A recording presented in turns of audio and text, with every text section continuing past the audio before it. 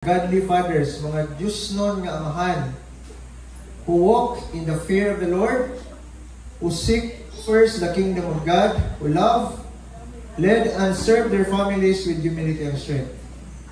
Karong adlaw, dili lang tungod kay ang amahan ang atong paghimayaon, kundi ang Diyos nga naghimo sa atong mga amahan na mahimong Diyos nun. Every faithful father is a reflection of God's faithfulness. Ilang mga sacrifice mirrors the love of our Heavenly Father. So as we honor godly fathers, we exalt the one who empowers them. Okay? Let's now proceed. Ang atong pagatunan karon, unsa man di ay ang naa sa usa ka amahan nga godly. Again mag-isgot ta og godly father. Amahan nga Diyos nun.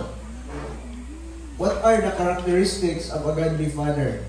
Number 1, a godly fathers walk in integrity.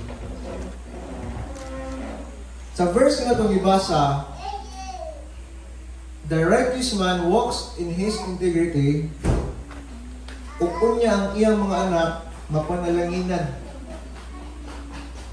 or mabless ang iyang mga anak. Walay amahan nga perfect, no? Sorry to say that, pero wala ang amahan nga perfect. Basig nagtuon ng mga asawa o mga anak ang ilang amahan makaprovide ka ng dili. Nagtuon po ta ang atong mga amahan, dili masipyat ang mga amahan.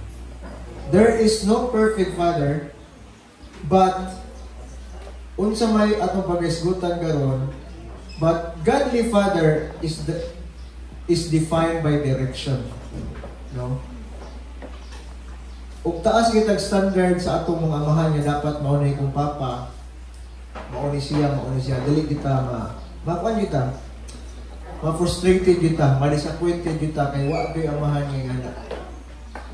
Siguro sa damgo na to, sa atong idealism naa, pero sa tinuod niya kinabuhi wala gina siya. Pero unsa may naa, amahan nga naglakaw sa sakto nga direksyon.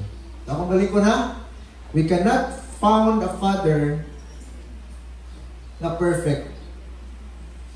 So ayaw i-define ang atong mga amahan diha sa perfection. But by what? But by direction.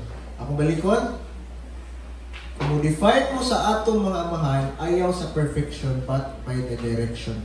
Unsa may direction nga ilang itahak, na ilang ipasunod na to. Nakuha?